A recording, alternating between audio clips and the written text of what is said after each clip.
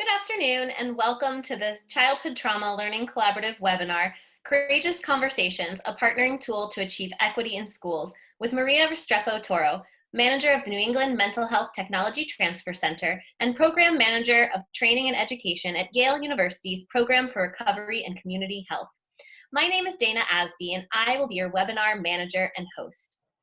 Today's meeting will last approximately 1 hour with a brief meeting of the Childhood Trauma Learning Collaborative Fellows held immediately after the presentation. We ask that our fellows remain on the webinar platform for this meeting. Microphones will be muted during the presentation.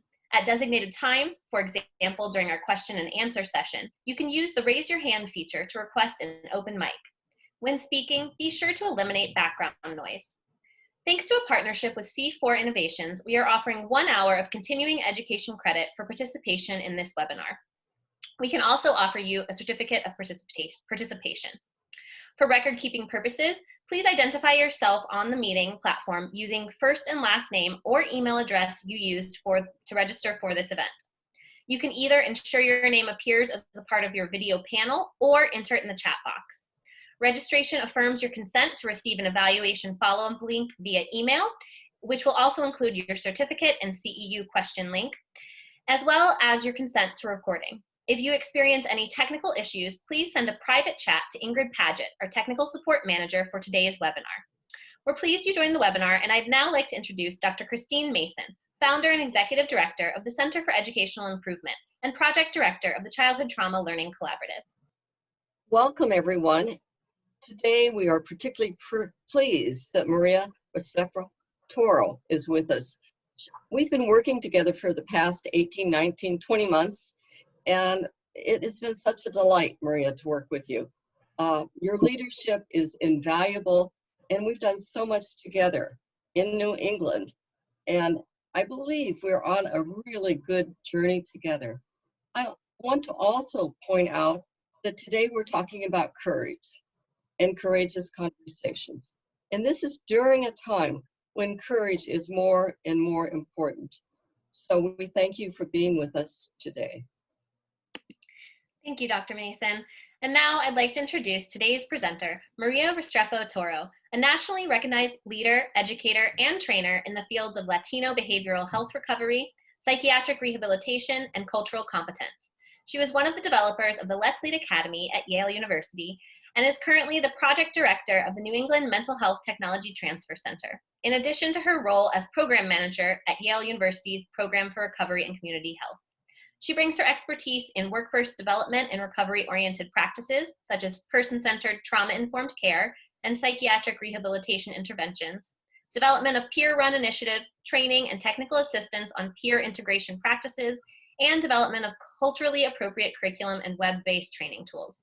We are delighted to have her here today with us to share her experience and knowledge. Maria, I turn it over to you. Thank you, Dana, so much. And thank you, Chris, for the nice welcoming. My name is Maria Restrepo-Toro, and I work at the Yale Program on Recovery and Community Health. And I have the honor to be working with the team of the School Mental Health initiative under this grant. We are doing this New England Mental Health TTC Technology Transfer Center in partnership with C4 Innovations, Harvard University Department of Psychiatry, and the Center for Educational Improvement. I want to start this presentation first and foremost to thank you for taking the time. I know there's lots of choices today, but we are delighted that you're here today. And as Chris just mentioned, we're here to talk about courage today. Let me start this presentation, and I'm really going to invite you to be mindful to the presentation today. I know how it is. Sometimes you have distractions. We're looking at email or text, but I really want to invite you to bring in and to really tune in into the space that we have together today, because this is an opportunity to establish a conversation between us in such a delicate and important topic. And I want to start this with this quote, and silence is not always golden. In the end, we will remember not the words of our enemies, but the silence of our friends. Our program, under the direction of Dr. Larry Davidson, actually follows under Martin Luther King. But for courageous conversations and in talking about equity issues around school education, this is really what this conversation is about. This is about not being silent anymore. It is about to actually stepping up to the plate and having the conversations in your school communities. So we have, I'm hoping by the end of this workshop today, that you have learned the basics of what a courageous conversation is and how important it is to promote equity in schools. I'm going to walk you through some concepts that I found helpful in understanding cultural humility and how we use those to build partnership in the school communities. I'm hoping that by then you're going to be able to actually list what a courageous conversation is. And we hope to identify, to help you find examples so you can identify resources to continue learning. It's very important that you understand that this conversation today is just the beginning of a journey. Having these very difficult conversations about race and ethnicities and racism in school communities is just not a one-time event. It's something that requires a lot of energy. And this tool that I'm going to be about to present to you is really a very effective way to really move that passion into practice. I'm hoping that by today, you are going to be able to reconnect to your passion and that you're going to be able to bring racial equity into your school district. So I am very curious. I see a lot of people in the room. I would like to know a little bit who is in the room. Please take a time to answer the poll. Okay. Sounds like we have 10% of school administrators, some teachers, educators, some service providers, and some community mental health providers, and others. So we have a mixed group today, which is fabulous because this conversation actually happens with a lot of us on the table. So let me start. If I'm going to be talking about this conversation today, I want us to clearly acknowledge, as Chris just mentioned at the beginning, this is a very unprecedented time. This is a time where we all know disparities have come up to light even worse. We are all living a devastating global reality. We know that this coronavirus disease is a pandemic, has really caught the world completely unprepared. And as of yesterday, there were a total of 5,577,000, as you can see, 783 corona cases worldwide, and there were 348, 314 people have died. The United States continued to be #1 as the most affected country, with deaths as of yesterday surprising 90,000. We're almost into 100,000 deaths. We do know that COVID-19 is a major psychological stress for the entire population.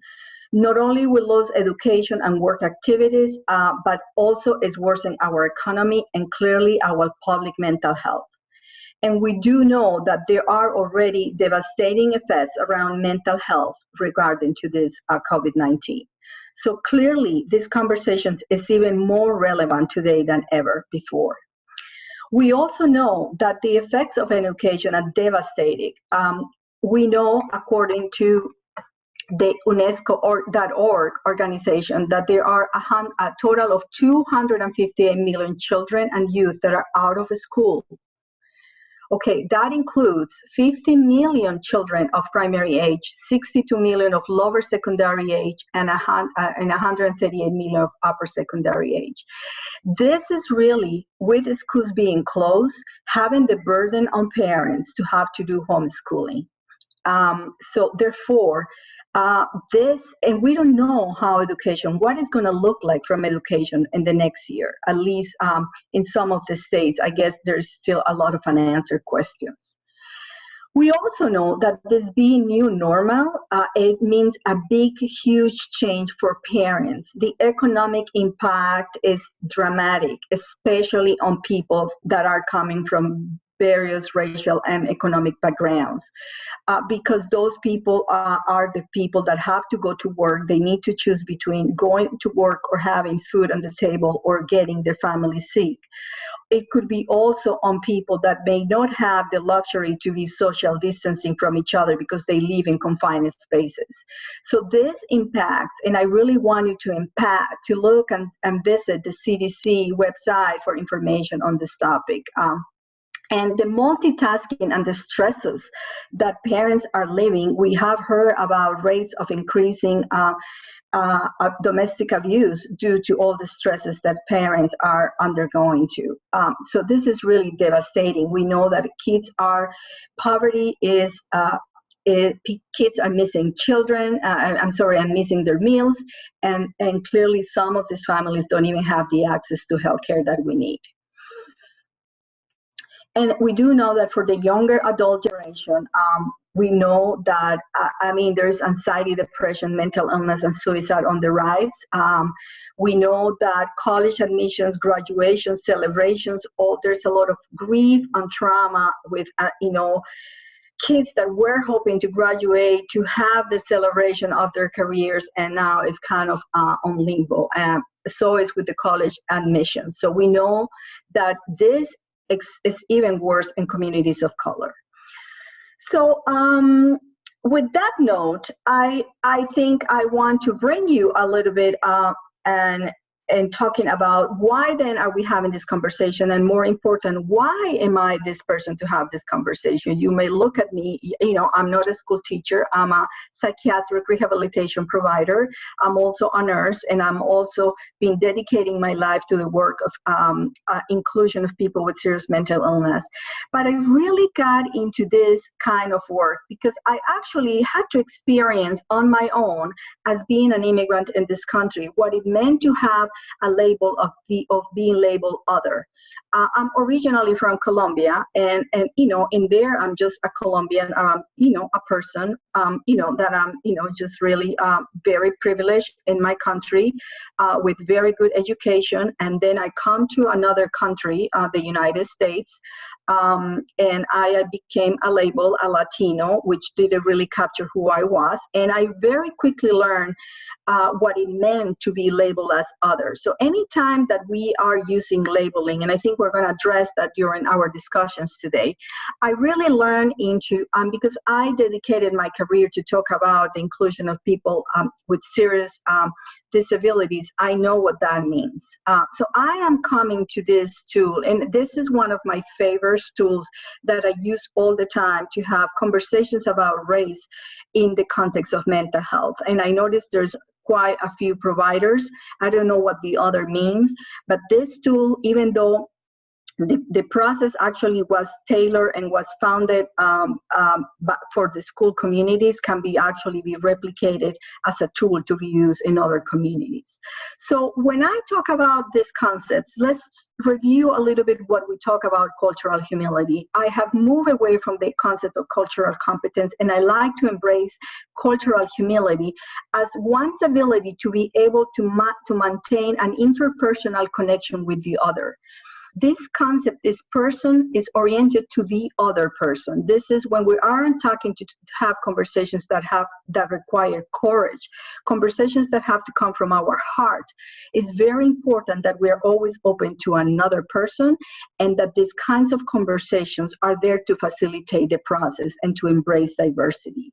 So that's where I'm coming from. And this is why I said to invite you to have this conversation with me today, because I'm not here to share the information that I have for you, but we are also here to learn from each other in this important topic. So what does it mean to embrace cultural humility? What it means and what it meant for me is that we understand that we all have different views of the world, but that somehow we need to be able to get into a stage. So in other words, we need to be self-aware. And in order for one to embrace cultural humility, we need to be self-aware. What are the things that we know, and what are the things we need to learn about? So every time I'm having a conversation, especially around race, regardless of the color of your skin, we need to be coming into this with a concept of humility and understanding who we are and what we can bring to this conversation. We also know that race is just one of the many components that aspect diversity.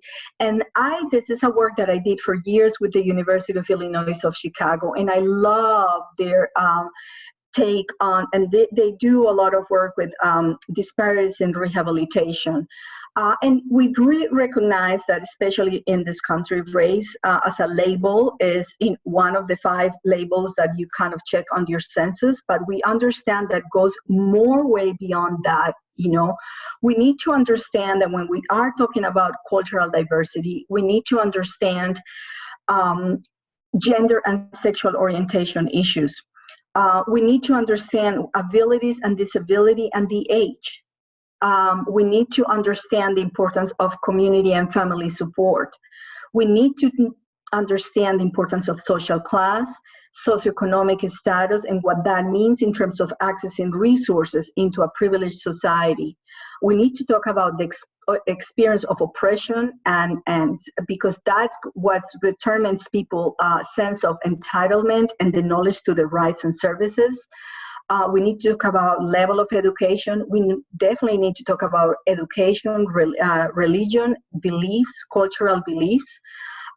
When we talk about immigration, we need to talk about immigration status, access to services, to health, legal status. That immigration brings a lot of issues around acculturation and the fluency of one's language, and one's social identity that can be always one of those identities that you leave behind when you actually immigrate from one country to another. And you have to become like a citizen in a new country. Level of urbanicity, and I think we all know that rural versus in terms of connection, and I think this is what is really important when we're talking about equity in school educations, is that we are just not a school teaching children, but we are operating in a larger context of a community in which all of the people that are part of this system are coming from different perspectives. And from some people, it could be the parents, it could be even the teachers themselves, it could be the lack of resources or services that people have, or it could be also positive things like maybe families that are very engaged versus otherwise that are not. But it's very important that all of you, we understand that we're going to have these conversations. We need to understand that this goes beyond just the color of one's skin. So with that in mind, as I said, and if you look at the graphic and you see this one, we do know for a fact that all these factors interact with each other, they intersect with each other. It's not only about class, race and gender, but many times these kinds of intersectionality cross to each other. They can be regarding gender, race and ethnicity, class, sexuality, disability status, but it is definitely a theory and something that's really important that you're going to see how when we're having this conversation comes into play later on. Concepts to be aware, and again, are not my concept. These are concepts that I use, but that have been all of the information you will receive. You can find literature in addition to the concepts, but I think it's really important to understand the difference between, the concepts that we're talking about when we talk about privilege and awareness. Prejudice is really important because prejudice really means those attitudes and beliefs or feelings that are associated with a certain group. And in some ways, it can be positive or negative. It can be, we all have them, and the important piece, more, typically they could be more negative, but prejudice are those beliefs that of superiority. People believe that if you are from certain skin or color or certain physical attribute, you may be superior in some way or another. We also talk about power, and I'm going to show you another example in the second slide. We also talk about power, and this relates to white privilege and the ability to make decisions and to control one's circumstances. We're seeing this very clearly with the disparities on COVID-19. We can see how a lot of them are the racial and ethnic groups. They have no control under their environment. They don't have insurance. They have additional underlying conditions, and they have to go to work. So power is very important when we are having this conversation. And we know with power comes this asymmetric power of relationships that, we see in many systems. It could be in education. We all definitely see it on the healthcare system and in the mental health system. And we also talk about clearly discrimination, which is the reason why we have to have these conversations. We know about the topic of microaggressions, and I think if you haven't, this has been published by Sue and Sue, and microaggressions are this brief and, daily microaggressions. They can be either verbal or not verbal, whether they are intentional or not intentional, but what they do is they communicate some kind of a hostile or negative insult to a specific group. And it can be really harmful or unpleasant. That's definitely very common in people with serious mental illnesses. There can be a lot of microaggressions. And we do know that in the classroom, there's another, this is part just of the life and the community we live on. The ABC, I don't know if you've ever seen the show ABC, the guy, oh my God, I'm blanking on the name of the show that goes behind the camera and surprises people. And there's wonderful, really great videos that show microaggressions. Clearly very distressing, to say the least. So microaggressions can be both direct or indirect. In the classroom, we know that sometimes setting low expectations of students from particular groups or neighborhoods or certain groups of parents, for example, is a way to do microaggressions in the classroom. Also, inappropriate humor that degrades students from different groups. Or sliding students out of the class because of their background, or complimenting like non-white students when they use good English. This is one of the ones that I hear, oh my God, your accent is so beautiful. It's completely unintentional, but it's actually quite derogatory. It's what we define as a microaggression.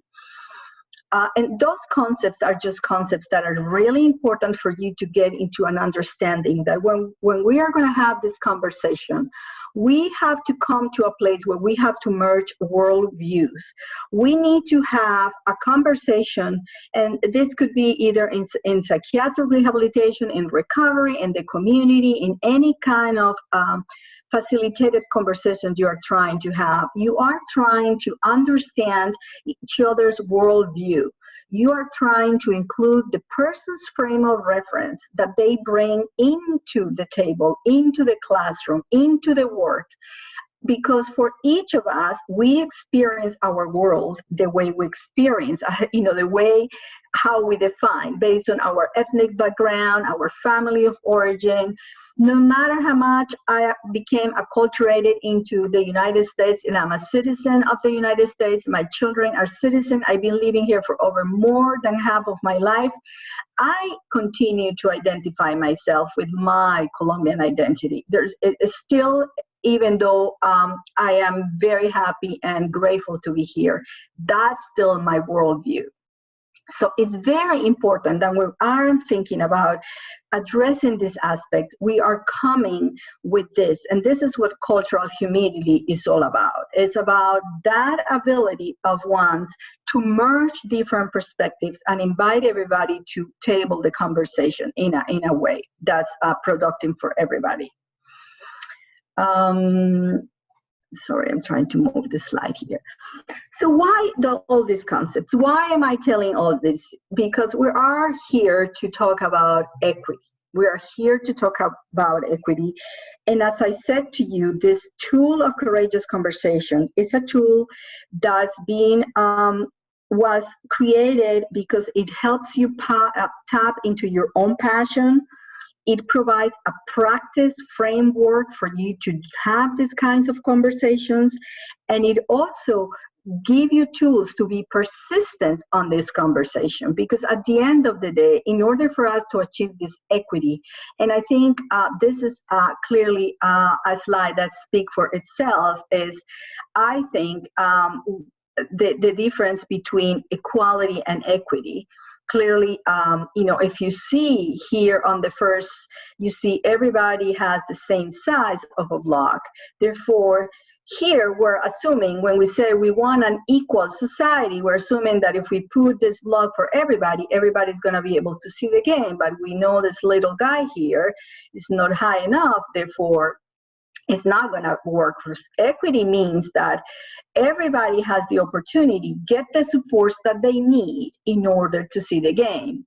And clearly, I'm all about the skills and support. That's what I do. That's my psychiatric rehabilitation persona, and my passion is to actually provide people with the skills and the support they need to really, really get what they need so they can be productive members of society.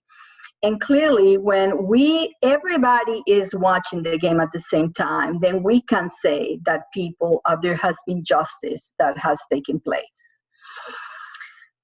Once again, I want to bring this attention that there are these common definitions that are going to be very important to find, and I'm repeating this because is to understand that race is a very important aspect in how the American society and many other countries label people, but unfortunately is a socially constructed meaning that typically is related to really the physical attributes of an individual. Is the dark hair, the color of the skin, the eyes. So race has to do with physical attributes. We want to think about race and ethnicity, which is what I was talking about when I show you the aspects of diversity. We talk about racism, and we know that racism is defined as, I believe, is when I believe that XY group, for example, blue kids are more intelligent, or kids with blue eyes are more intelligent. Right, that those are kind of the stereotypes or things that and then what happens is people act based on those beliefs. So institutionalized racism means when institutions remain unaware or dismiss the fact that there are disparities. Clearly, we are hoping for a world that's no longer at that space. When we are unaware of where we are, that's the step one when we want to start. And then clearly, anti-racism means actively fighting the effects of racism in our communities. And this is what Courageous Conversation is all about. It's about acting because it's going to provide you a way and a framework for you to have this conversation about race. So clearly, a school community that's supporting all these concepts is a school community that has a structure, policies, leaderships that are promoting inclusion, that is going to include the worldviews of the parents, is going to be receptive and responsive in the different classes. It's going to have humility about its stories, knowledge, experience, privilege. It's going to be curious, and it's going to promote continual learning and willingness to learn and to change. It's not about right or wrong. This is not a conversation that you're right, you are wrong, and I'm here because you're white, then therefore you're responsible. There's no blaming in this way of having this conversation, because it's coming from the heart and it's coming from a good place. So that's kind of the things we want to talk in the first part. So I am going to just have these questions here because we're going to check in with people to see. I just covered a lot of concepts that are very charged. We clearly wish we could be face-to-face. And these are just questions for you to think about the conversation we're about to have. So just select any of those three questions that are more applicable to you. Okay, let's see where people are. Okay, so 25% of people, how is discriminated manifested in your school or community? 16% says some are some of unconsciously influenced by deep-seated bias that could go back to how we're raised. And the majority, 59%, said, how do our biases, conscious or unconscious, affect our interactions with kids and their families as we teach? So I'm going to turn it over to Chris to just have a conversation about these questions before we move into actually the courageous conversation section. Chris? Okay. How about now? Does that work? Good. Maria, you've covered so much. And I'm thinking about educators today and kids in school, kids at home, trying to get schooled, right? To learn right now. And I want to go back to a couple of concepts. The first one had to do with cultural humility. And think about that in terms of what that may mean versus the things we've talked about in the past, many of us, in terms of celebrating different cultures and acknowledging the richness in diversity. And can you talk a little bit more about the difference between those two? So the difference between cultural competence and cultural humility? Right, and competence meaning that, in fact, as we're culturally competent, we're going to acknowledge the gifts that come with certain cultures. So cultural competence, I like the definition. The one that I use is the one that talks about skill, knowledge, and awareness, meaning for one to be culturally competent, one needs to know intellectually about certain facts, like if I don't know, for instance, if I'm traveling to a country and I may need to really be aware, like there are certain rules or things that I cannot do or be while I'm visiting, for example. So a piece of cultural competence has to do with knowledge. Then there's also our own skills in terms of how we compensate that in case, and then expertise. So it's skill, knowledge, and awareness, right?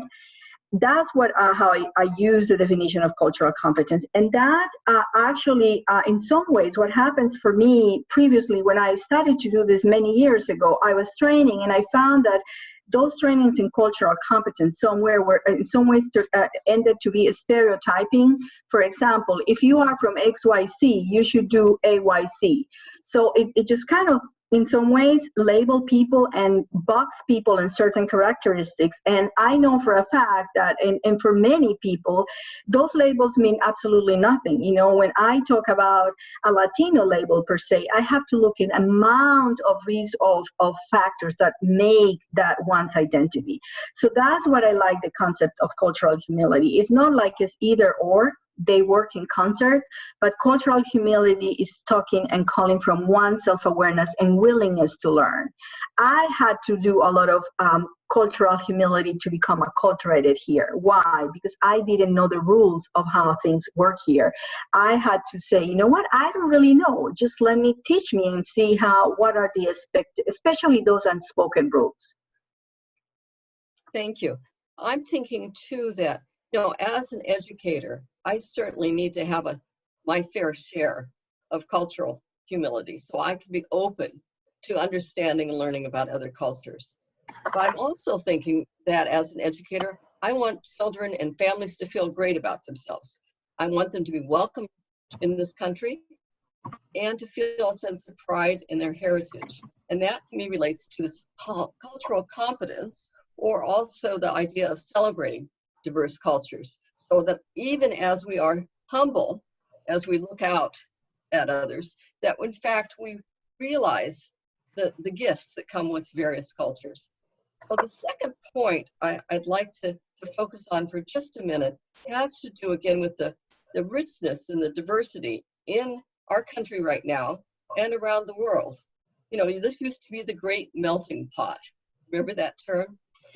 We used to welcome people from around the world, and they would be in classrooms, and as they came into classrooms, we had the obligation to understand something of their heritage and to help people feel welcome here, whatever their heritage. I think that obligation remains today, and it's really important. And when we think about equity, there's so much more that needs to happen. There's so much inequity.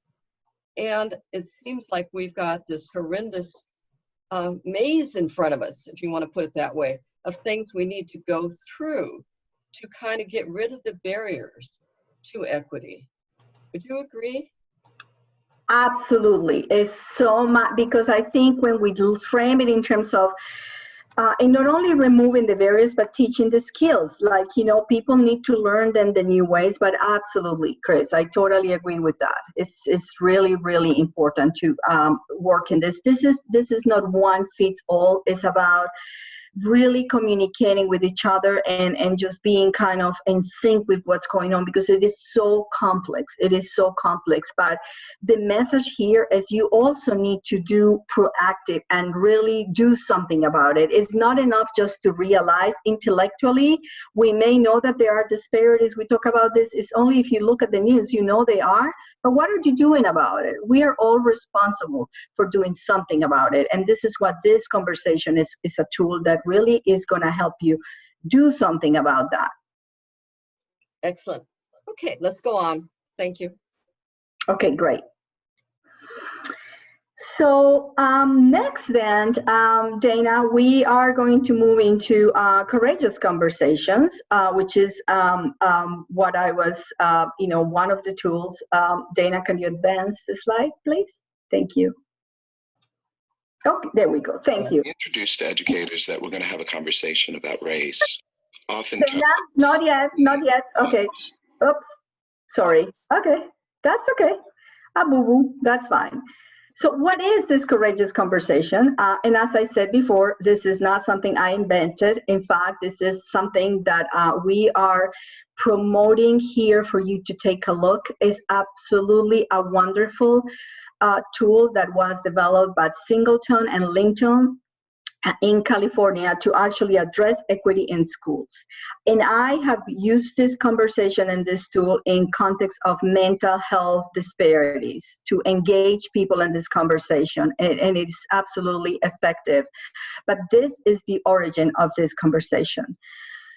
It's something very important to understand. There are three pieces that are really important that if I only wanted to take one home today is this is about truly listening and conversing to each other. This is really about you, by having a conversation, being able to really a conversation with everybody that's required on the table to really finally improve education for all children, including white children, okay? So this is really to better understand racial experiences that impact kids and schools.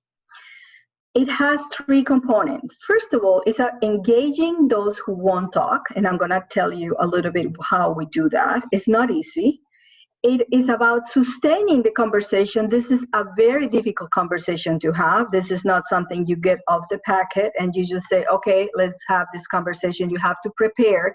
You have to be able and willing to sustain it, even though when it becomes really, really uncomfortable. And it also is has to be deepened in a way that you can turn that passion that because clearly it starts with your passion about really, you are truly about listening all of those people that need to be heard, and really make it in a way that practice and then that it can persist over time. So let's talk about how we do this conversation. So this is kind of the overall definition.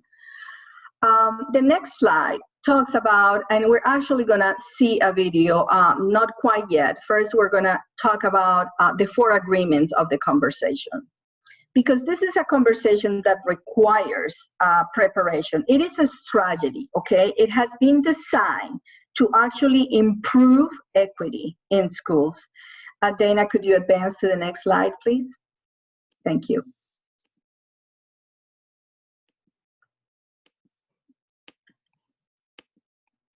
Okay, here we go. There are 4 agreements that are really essential to have this conversation. I was saying because this is a mindful conversation with a strategy in mind. We are here to have 4 agreements. The first one is to stay engaged, okay? Engage meaning no matter what happened, you need to be able to let go of the outcome. We are coming, you need to be responsible for speaking your own truth. you need to have to make a commitment that you're going to be willing and able to experience some discomfort, and that sometimes in this conversation there may be some outcomes that may not have a closure. So in other words, this is what this conversation can go on for years, and it needs to happen many times. I'm going to show the video now, so you can see what I mean, and we'll see. We're doing in terms of time. We may be able to do the video, right? Safety comes up, and am I going to be safe to have this conversation? And while we can't ensure ultimate safety, we can create a safer context for us to negotiate these difficult issues. And so the 4 agreements are a way of containing, if you will, the conversation. And I often think about and train teaching educators that the 4 agreements are like the walls that surround the room in which we're having the conversation. And each wall represents an agreement. And so you can imagine that if any of those walls were not there, the room would lose its integrity. And so if any of the agreements are not there, the conversation loses its integrity. The 4 agreements are to stay engaged, experience discomfort, accept and expect non-closure, and to speak your truth. Now, only you know the extent to which you're engaged, right? Because I have observed tons of teachers all over the country, right? And so I will check student engagement like every 5 minutes. And the kid is like, great eye contact, the pencil's poised, tracking the teacher. And I'm like, sweetheart, what did she just say? And she's like, huh? Right? Right? Or the kid who's doodling or doing whatever and seems, ooh. And I'm like, sweetheart, what did he just say? Oh, yeah, we're working on this. And he said that. And as adults, we've really learned how to fake engagement, haven't we? We think our kids are good at it. We are really good at it. So I don't know, right? The extent to which you're engaged, you know that. So I invite you to track yourself, right? To what extent am I engaged? What's helping me engage? And when you start to disengage, notice that. What do I need? Do I need to get up, walk around, get a drink of water? And what will help me re-engage? So you want to track that. Another one of the 4 agreements, experience discomfort. That is a natural part of this process, to experience discomfort. And the only way you're going to get more comfortable being uncomfortable is to do what? Be uncomfortable. How about that? Practice, practice, practice. So you're going to be getting some practice during our 2-day journey. So I'm going to intentionally make you uncomfortable because I'm building your muscle, right? I'm building your capacity, but I will not take you beyond your limit of tolerance because this equilibrium has to grow you, not break you. Then you have speak your truth. And I thank you, those of you who have shared your truth so far, keep doing that. And I welcome all of you to do that. Speak your truth, whatever it is. It's valued and valid. And then expect and accept non-closure. Expect and accept non-closure. So I may have to walk away and take a breath, knowing that this isn't going to be resolved right now. But that doesn't mean I won't come back later and speak my truth, re-engage. It doesn't mean that I'm not uncomfortable. But these 4 agreements hold us in the productive zone of disequilibrium because I told you that the protocol was built in order to interrupt predictable patterns. So when we talk about race, first of all, many times interracially, we're not even going to have that conversation. So there is not the speaking of the truth. People aren't engaged, right? So in the courageous conversation, that's baseline. I'm engaged. I'm speaking my truth. And that may create discomfort. And there may be non-closure. The role of the 4 agreements is critical because that is the power of one person to really own where they are in a conversation about race and then actually invite others to be in that conversation with them. I think the 4 agreements will be really helpful, staying engaged, speaking your truth. And I think sometimes with students, that speaking your truth part is really, really hard because you're their teacher and you don't want to put yourself out there in a way and like make yourself vulnerable to your students. So I think that piece will be something that's really helpful to me, and not only for me to speak my truth, but to encourage my students to do the same. Okay, Dana, thank you. So let's just make a few points here that are important. And clearly we invite you to see all those videos. There's wonderful resources out there, but I just want to make a few points, take points before So the chances are you've looked in at least one. Okay, there we go. So as I was saying before, this kind of conversation has to be planned, and it's imperative that when we are having this conversation, you are going to be committing yourself. First of all, that you're going to be staying engaged. You are skilled and prepared to do that, and you're coming from your truth. That's where cultural humility comes from and connects to this conversation. You need to be self-aware and be okay that these conversations may be difficult, and that sometimes it's not about you're right, I'm wrong, and may not be closure, but because it's about the passion, it's about to practice and persist. It's a conversation that needs to set up very intentionally in order to happen. Intention is the word, and this is why they also have what's called a compass. Okay, this is the way that we monitor the conversation.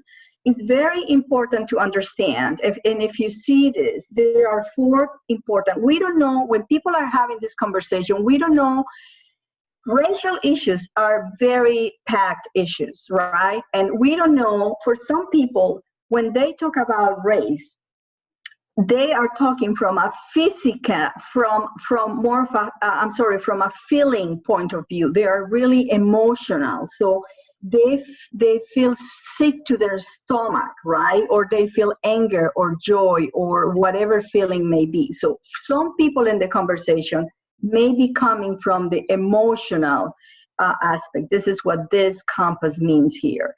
Others may come from an intellectual, the data-driven, yes, this is the data, and this is how I'm going to have this conversation in my district, this is the number of kids, blah, blah, blah. Other people are actually coming from a soul level. That's the moral, is right, wrong, is that gut, the gut level that when you just sometimes see some of the news and say, this is just really wrong. There are not even words to describe because it is immoral, right? And this is, for some people, the topic of race issues they are coming from this perspective. And there are others that are action-oriented. Those are the people that like to act. So if I am trying to, I know there are 4 agreements that I need to do. First of all, you need to say, this is what I need to do in my community. This is about really creating consensus, right? This is to determine where everybody is coming from. So you may have a principal that's because of their role, they need to think about the data. You may need to have parents that are coming from the soul perspective.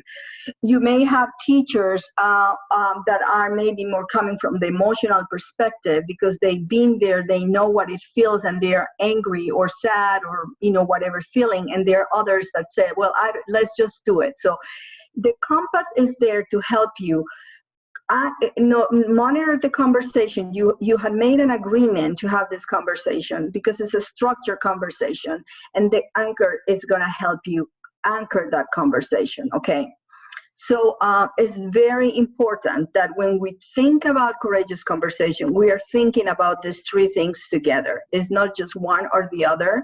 It has to happen in relationship to the 4 agreements and in relationship to this compass. And this is how I have experienced it when I'm talking about microaggressions and disparities and doing in mental health communities, okay?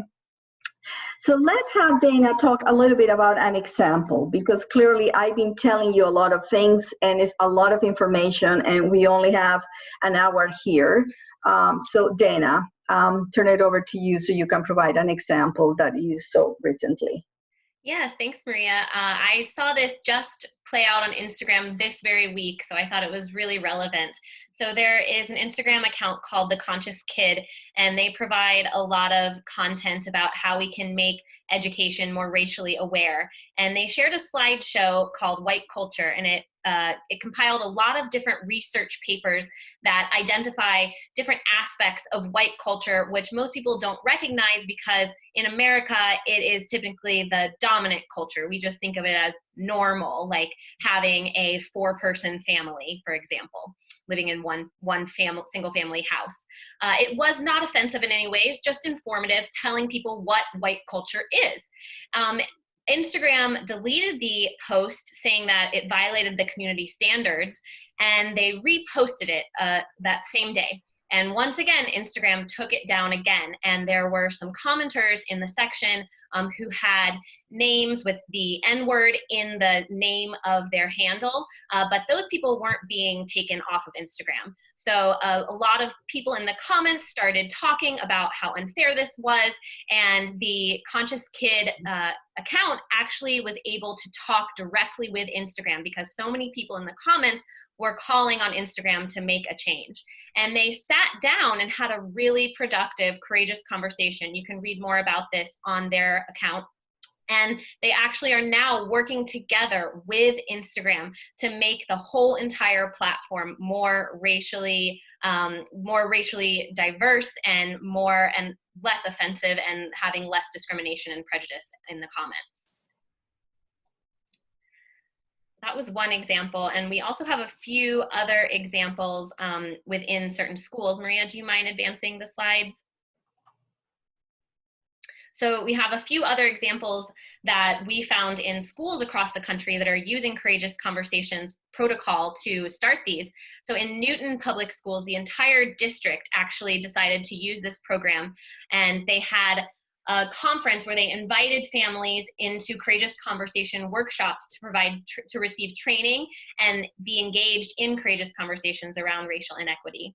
They then also did the same training at a different time for students, so that students could have courageous conversations amongst themselves in a safe space. And then they also gave this to teachers who were able to do it in their own space and time. And then the whole entire school community came back together to talk about what they learned and how to make the school better. For example, instead of focusing on bullying prevention, the school decided to focus on bias instead.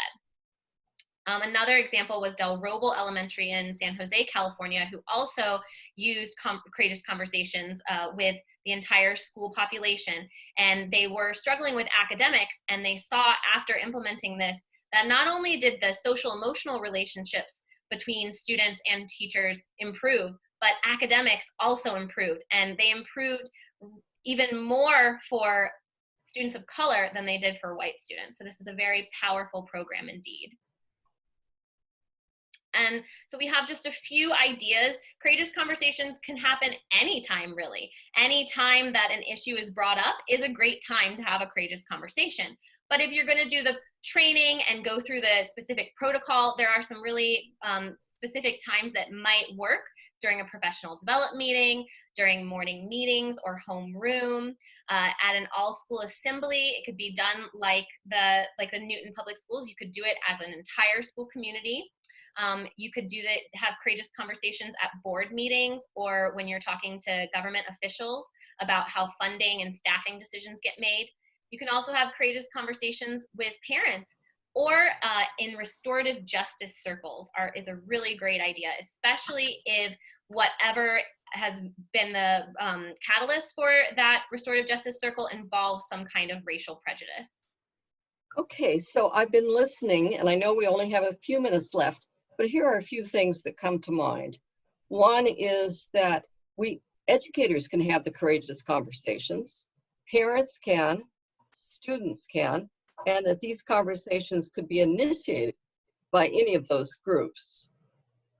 Also, we may want to be involved in working with all three groups so they learn about courageous conversations, how to have them, the 4 points, the rules to follow when you have them. I think that would be very useful. Other thing that comes to mind is that, sometimes it's really hard to stay there, stay with the conversation. You start to have it, you feel uncomfortable. We've been taught to be polite and to switch the topic, to move on, move off of it. And from what I know, sometimes you just have to stay with it, maybe come back in a week or two or a month later. These oftentimes are not resolved easily and quickly. And one conversation may lead to another and then another. So be prepared once you commit to this, to fully commit, which means all these layers of discovery that you go through with each other. Have some patience, be kind, be compassionate, listen carefully. However, do what you can so that the truth is surfaced and that you can move on from a position of truth. Maria, would you add to that at all? I would just say absolutely right. And I was looking at the chat, and I think I think what it takes is for one person to say, you know what, to lead it and say, you know, what if they are not ready? But if you are ready to be in tune with your truth and you're going to be following the protocol, then, because it's very important you follow the agreements in the conversation, this is the way that has been proven effective. There is a way to do it, and therefore if you have the passion and you say, this is what I need to do, and I'm coming from a good place, and I'm going to be able to facilitate it, then just go for it, after, just kind of looking at additional resources. So I think in interest of time, and I want to just really kind of summarize that this is just the beginning of a conversation. We'd love to have additional conversations with you if you perceive. In our grant next year, we're going to be actually incorporating this. But as I mentioned before, there is a whole website with information and videos and examples in how to do this. The conversations about race, the compass, the 4 agreements. So please visit their website. We're gonna be sharing those resources with you right here. We also invite you to go into the New England Mental Health TTC website. As we mentioned at the beginning, this is the school-based mental health is part of this large that's called the New England Mental Health TTC. And there's 10 national centers around the country, and we are the New England region. We are all about promoting recovery. And so please visit our website. We have wonderful principles that are actually in sync with having these conversations. And we're gonna be actually moving into actively engaging underserved communities, because we do have a moral responsibility to go and achieve this equity around, and we are actively going to be pursuing this. So we would love to have additional conversations as we move forward. I don't know if if you're going to open up to everybody. These are the tests. You will find amazing exercises. If there are some burning questions that we have time, if this, I don't know, Dana or Chris, I don't know how we do this part in interest of time here. It's 5 o'clock. So, and I noticed some people are leaving, so.